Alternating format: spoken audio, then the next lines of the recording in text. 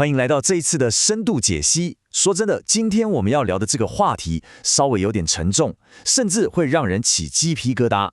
我们要来看一个真实事件，这个事件发生在我们认为最单纯、最天真无邪的地方，但它其实是一场精心策划的无形入侵。准备好了吗？我们马上开始。你想想看哦，在一个本该充满欢笑的台北市公立幼儿园毕业典礼上，小朋友竟然在唱一首具有高度政治意涵的中共建党100年纪念歌，这听起来是不是很不可思议？根据专家的分析，这绝对不只是一个单纯的巧合，这背后其实隐藏着一个庞大，甚至是由国家机器在背后推动的心理战行动。这到底怎么回事？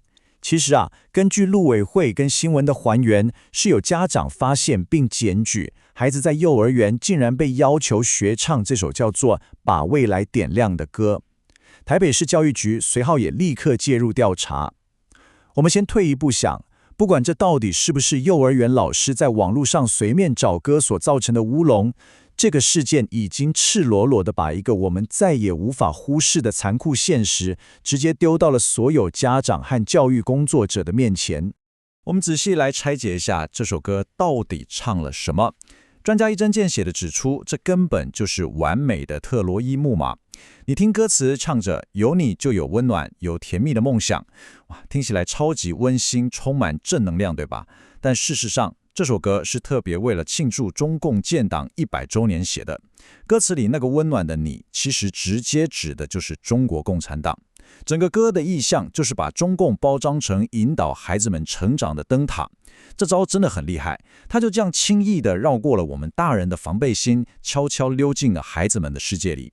说真的，这绝对不是什么偶然哦。在学术界，这有一个很明确的专有名词，叫做认知战。它不是那种飞弹大炮的实体战争哦，而是一种把心理战、资讯战跟舆论战全部混在一起的新形态战争。它的终极目标很明确，就是要操弄你的大脑，改变你对现实的认知，最后从内部把我们的社会给分化掉。研究人员一再强调，这背后绝对是一个极度有组织的战略布局。而且你知道吗？现在大家画面上看到的这个超严密的中共认知战架构图，竟然是来自台湾高中生的专题研究。没错，连高中生都察觉到这件事情有多严重了。你看他从策略怎么制定，案例怎么分析，一路到怎么实质上影响台湾的学生，这真的是一个铺天盖地、全方位、无死角的资讯包围网。为了让大家更好懂这个包围网是怎么运作的，我们借用认知战专家沈伯洋提出的4种模式来拆解。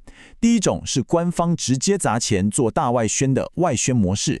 第二种是小粉红自发性散布爱国内容的粉红模式，第三种是用争议标题骗点击率的农场模式，那最后一种呢，就是透过我们台湾在地代理人的协力模式。这种多管齐下的战术，就是要确保他们的东西能无孔不入地渗透进你每天接触的各种媒体里。根据研究刚才提到的这4个模式里面，杀伤力最强大、最致命的绝对就是协力模式里的在地协力者。为什么呢？你想想看，当这些资讯是透过你熟悉、追踪很久的台湾网红、在地社团，甚至是政治人物的嘴巴讲出来的时候，因为太有本土味了，你根本不会有戒心嘛，完全不会去怀疑这个资讯最初到底是从哪里来的。这就是它最让人防不胜防的地方。而在这些看似零散的操作背后，其实藏着一招叫文化渗透的深层策略。这就像是温水煮青蛙一样，他们一开始绝对不会跟你硬碰硬，谈硬邦邦的政治，而是先用娱乐美妆、搞笑短影音这些轻松的东西，让你对他们的文化基础产生习惯，觉得亲切。等你觉得这一切都很自然了，之后要对你喂养政治资讯进行洗脑，那根本就是一路开绿灯了。这真的完美解释了我们现在常看到的现象。你看，我们以前明明习惯讲影片糟糕了，但现在很多年轻一代，甚至是大人，动不动就脱口而出视频 barbecue 了，或者是讲闺蜜。你可能会想，哎呀，这只是流行语嘛，有什么关系？但其实这种语言上的同化，不只是让我们失去台湾文化的独特性而已哦。当我们用的词汇越来越像，你大脑里那道用来分辨外来资讯的防卫机制就不知不觉被彻底关掉了。你想哦，如果这对我们大人都有这么深的影响了，那对0到6岁完全没有批判过滤能力的小孩呢？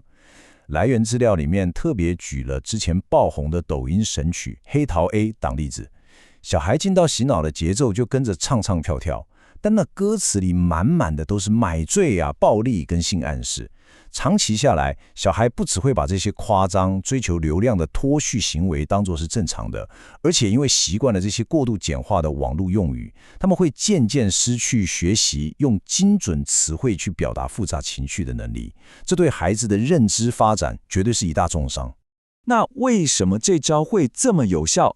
这背后运作的科学原理叫做虚幻真相效应，这是一个心理学机制。简单来说，就是只要一个谎言或者是带有偏见的观点，在你眼前重复出现的次数够多，你的大脑就会自动把它标记成真相。没错，大脑就是这么容易被骗。而认知战就是看准了我们大脑的这个漏洞，来改变我们对现实的判断。而把这个虚幻真相效应发挥到极致的幕后推手，就是大家每天都在滑的演算法，像是抖音啊、小红书这些 App。可以说是把演算法彻底武器化的最佳平台。它一开始先偷偷收集你喜好，然后精准推播你爱看的内容，慢慢把你关进一个舒舒服服的同温层里面。接着呢，就开始高频率的重复塞给你看特定的观点。久而久之，虚幻真相效应就发酵了，这些观念就这样深深烙印在你的脑海里。更让人觉得可怕的是，这一切都是包装在娱乐的糖衣里面。你想嘛，我们打开这些 App 主要是为了什么？放松啊，找乐子嘛。所以我们天然的防备心是降到最低的。这个好玩就成了最致命的特洛伊木马，让你在毫无防备的状态下吸收了那些分化社会的论述，也连带把对统战威胁的警觉心给消磨得一干二净。这最后会导致什么结果？一个超级严重的认同危机。如果这种有组织的渗透已经变成我们的日常，而我们还选择继续麻木下去，那代价真的太沉重了。我们会在不知不觉中慢慢流失掉台湾自己独立思考的价值观，甚至把对方的政治符号内化成自己的一部分。等到有一天面对实实在在的威胁时，整个社会可能已经变得麻木不仁了。这对我们下一代来说，根本就是思想上最彻底的剥夺。儿福联盟的专家就给出了非常沉重的警告，他们说，若没有大人的把关，孩子恐怕会将不当资讯内化，进而影响认知发展。家长能协助筛选孩子接触的软体或影片内容，这真的是一记响亮的警钟。面对这种精密的认知战，如果我们大人继续冷漠以对，那最后买单的绝对就是我们孩子的未来。但好消息是，我们其实绝对有能力反击。第一步就是从麻木中醒过来。拜托啊，千万不要再把演算法当成你孩子的免费保姆咯。我们要主动出击，培养孩子的媒体识读能力，带着他们讨论听到的歌曲、看的影片，告诉他们为什么有些词汇是不合适的。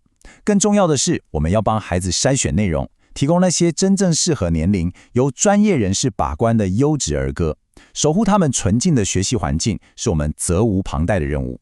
这次的深度解析差不多要告一段落了，但在结束前，我想留一个问题给大家思考。如果我们对这些潜伏在手机里、平板里的数位特洛伊木马继续视而不见，持续感到麻木，那么当我们的下一代长大之后，他们究竟会继承谁的文化，又是谁的认同呢？希望大家都能保持敏锐，我们下次见咯。